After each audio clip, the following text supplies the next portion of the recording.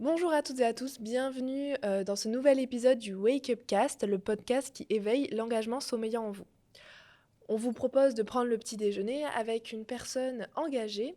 En fait, dans ce podcast, on va parler et discuter d'engagement, mais surtout de l'engagement de notre invité. Aujourd'hui, nous accueillons Lucie Morgan, vice-présidente de l'association Fierté Montpellier Pride, également alternante au MEDEF et surtout actrice engagée dans les causes LGBTQIA+. Bonjour Lucie, déjà merci d'être ici. Comment ça va? Ça va et toi? Ça va. Je suis chargée de communication pour le MEDEF Euro Montpellier en tant qu'alternante. Je suis en Master 2 communication chez Montpellier Innov Campus et je suis vice-présidente de Fierté Montpellier Pride, bénévole là-bas depuis 2021 et au conseil d'administration depuis 2022 maintenant. Oui, c'est ça, en fait, c'est ce que tu nous disais. Tu as eu en fait toute une étape où tu es arrivée dans l'asso et qu'au fur et à mesure, tu as pris des responsabilités C'est ça. et là, tu t'occupes de tout le pôle com. En fait, je suis arrivée donc, en tant que bénévole. Au départ, je m'occupais surtout des permanences conviviales qu'on avait à l'époque le mercredi après-midi et le samedi après-midi. Donc c'était plutôt l'animation, accueillir les personnes, présenter l'association, faire le café, voilà. Et avec le temps, mes missions se sont développées avec mon bénévolat. En fin 2021, j'ai trouvé que notamment le compte Instagram était hyper vide, pas trop géré, etc. Et j'ai proposé de le récupérer. Moi, j'avais aucune notion en com à l'époque. J'étais en fac de droit, donc je n'étais pas du tout dans le milieu. Mais bon, j'utilisais Insta pour moi. Et je trouvais que on manquait de visibilité et que c'était un bon moyen d'en gagner. Et on avait aussi Facebook, Twitter à l'époque. Et depuis, on a développé TikTok et un peu LinkedIn aussi pour la relation B2B. Et effectivement, donc maintenant, je suis responsable com, vice-présidente, mais j'ai plein d'autres missions parce que le bénévolat, c'est hyper large. On n'a pas une mission précise nécessairement. Je gère les bénévoles sur la Pride, je tiens des stands à des événements, je fais un peu d'administratif, un peu de partenariat, enfin, un peu tout quoi. Ouais, tu es vraiment au cœur de cette association. Ouais. Ce que je te propose, c'est que là, on passe à l'étape un peu icebreaker. Donc, c'est-à-dire, je vais faire tourner une roue et je vais te poser une question. Donc, il y a certaines questions qui sont un peu plus délicates ou un peu plus rigolotes, des trucs comme ça. Donc, du coup, hop.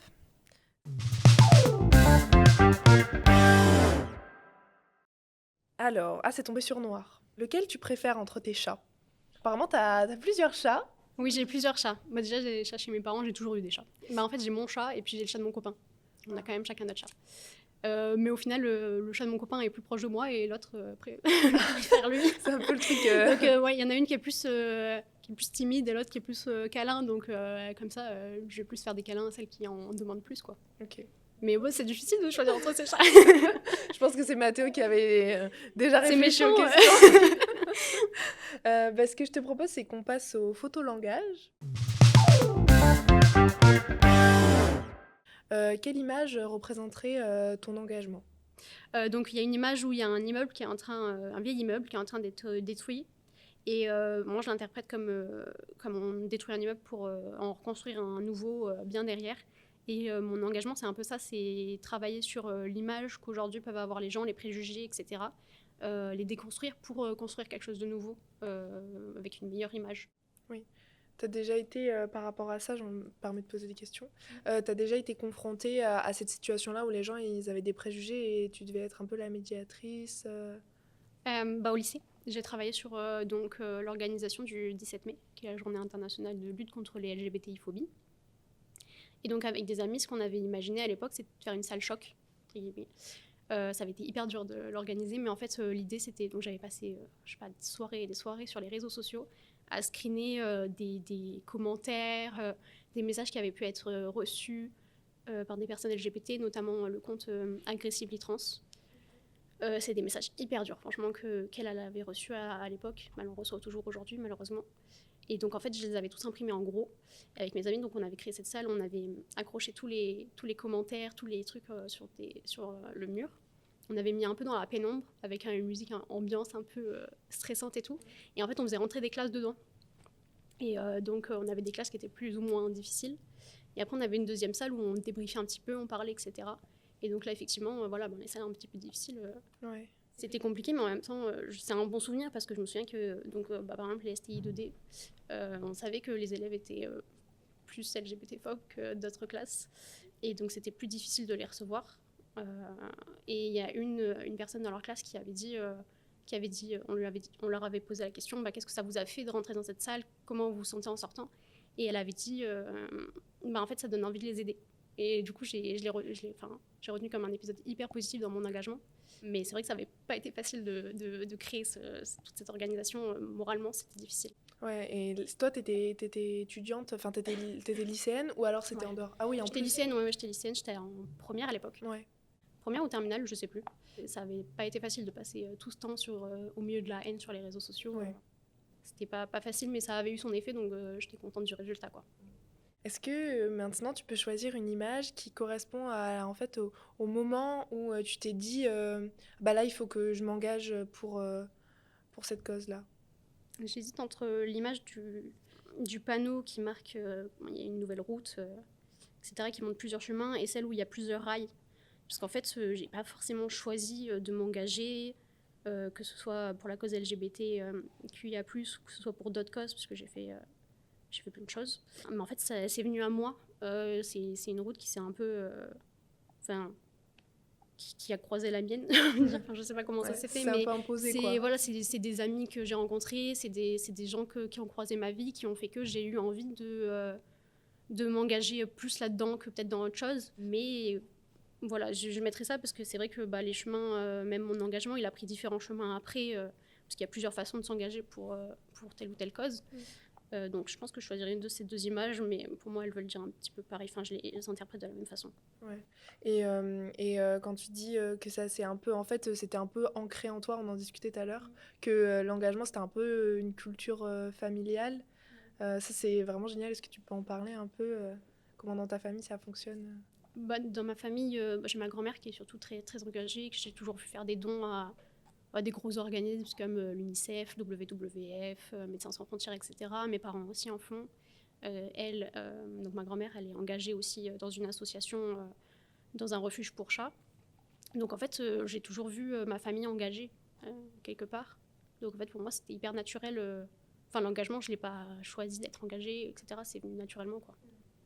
Et qu'est-ce que tu pourrais dire, par exemple, à quelqu'un qui n'a pas forcément à la maison cette culture-là, mais qui a quand même envie de s'engager? Est-ce qu'il y a des manières différentes de s'engager qu'en étant bénévole ou en faisant des choses comme ça? Il y a plein de manières de s'engager. Moi, les premiers engagements que j'ai eus, c'était au collège. Et je m'engageais en contredisant certaines choses que mes amis pouvaient dire, certains préjugés qu'ils pouvaient avoir sur différentes choses. Bah, sur la cause LGBT, ça pouvait être des propos homophobes, où je vais aller reprendre mes amis en disant bah, ce que tu dis là, c'est pas normal, il faut pas le dire, ça se dit pas, c'est tout. Mais ça pouvait être aussi sur la cause des femmes, ça pouvait être sur la cause du climat. Et ça peut être voilà, donc soit via mes amis, donc directement en face à face, parce que je trouve que c'est la méthode qui marche le mieux. Tu es en face à face avec la personne, tu vas lui dire bah non, parce que tu dis là, c'est pas ok, et tu argumentes. Et après sur les réseaux sociaux, c'est plus difficile parce qu'à travers un écran, c'est plus difficile de vraiment sensibiliser les gens, je trouve.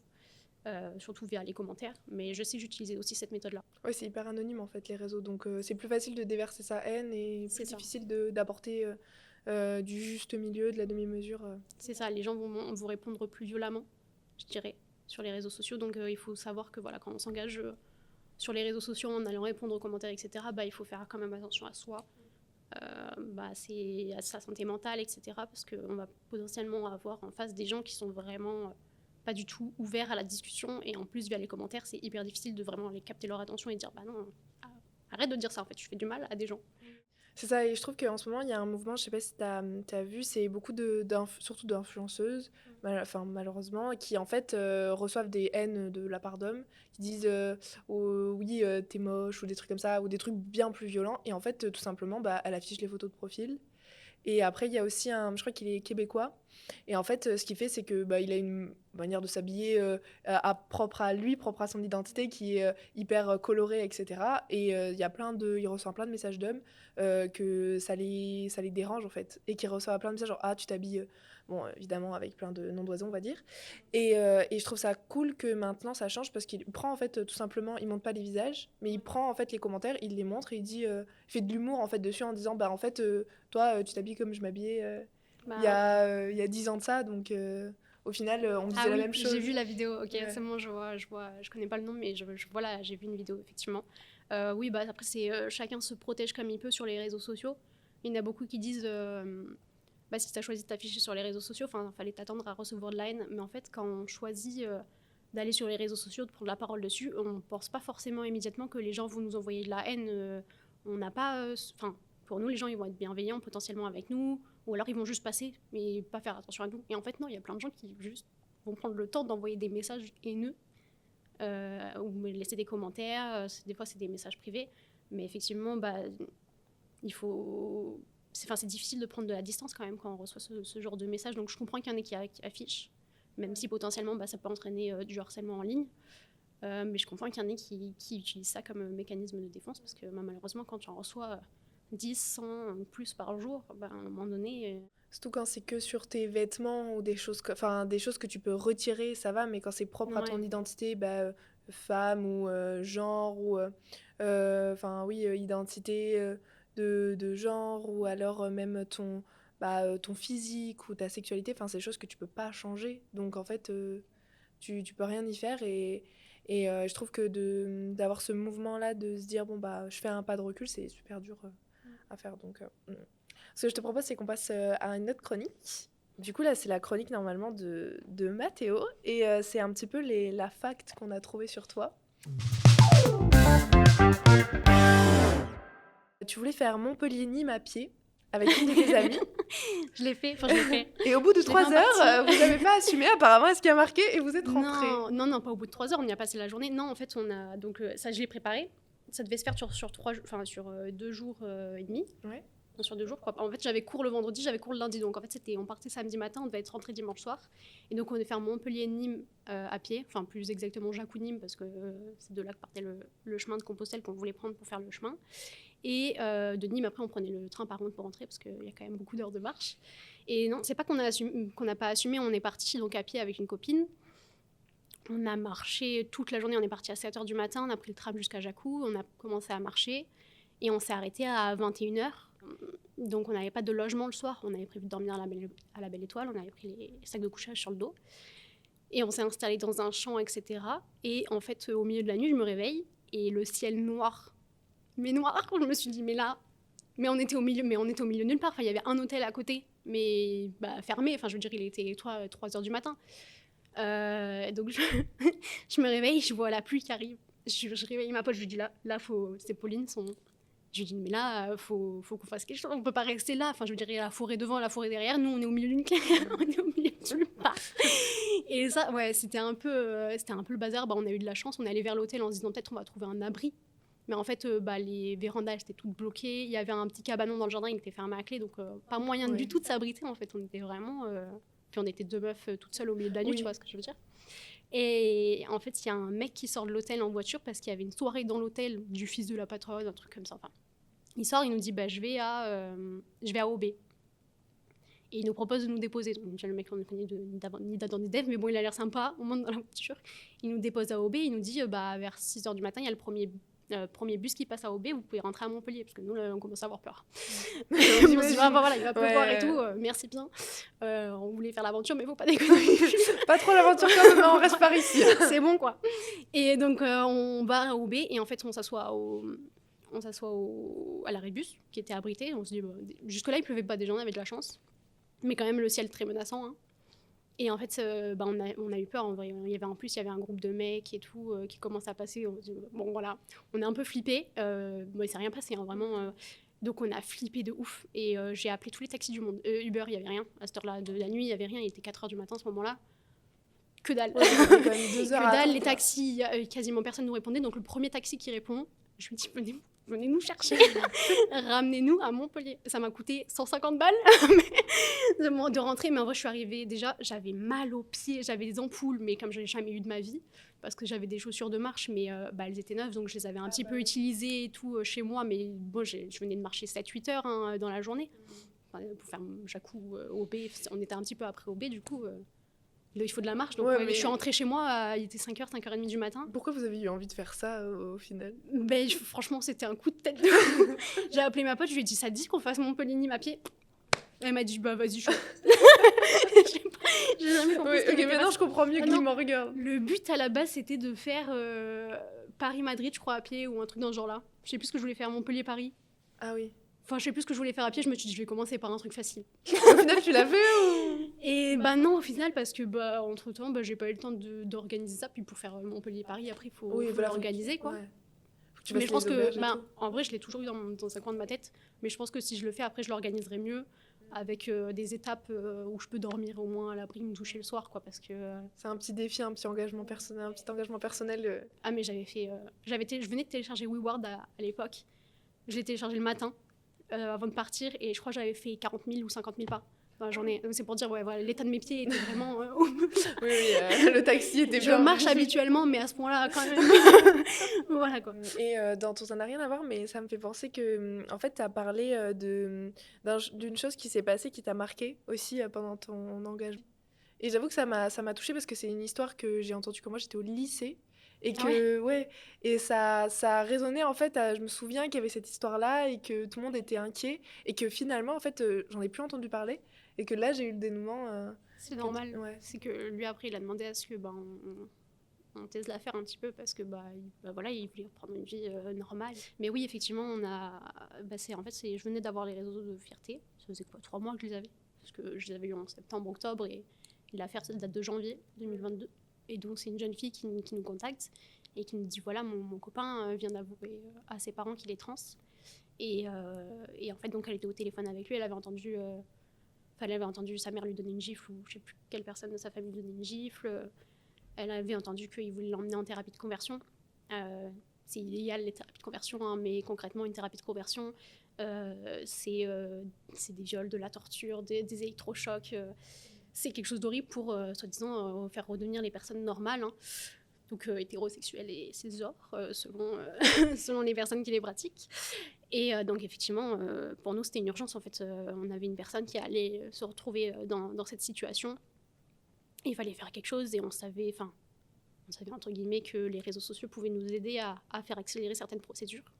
Donc d'un côté, j'ai mon président qui a contacté les autorités, etc. pour dire, voilà, on a un jeune homme qui est en danger, qui est mineur, qui allait avoir 18 ans mais qui les avait pas encore. Oui, qui est clairement en grand danger en fait. Et de mon côté, avec d'autres bénévoles, on commence à réfléchir à ce qu'on fait sur les réseaux sociaux. Et on se dit, ok, on lance un hashtag, donc le hashtag Libérer Enzo.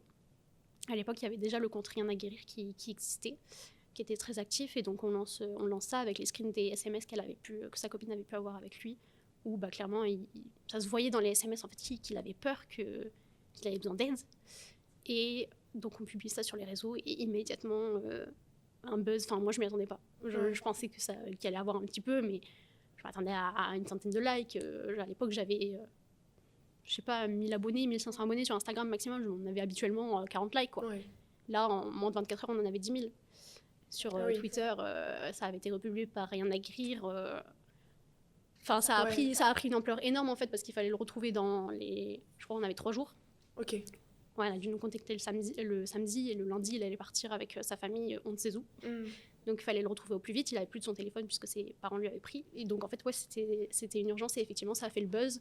Les gens ont commencé à chercher, j'ai reçu des tonnes de DM de gens qui cherchaient, genre parce qu'on savait à peu près où en France il partait, je me souviens plus.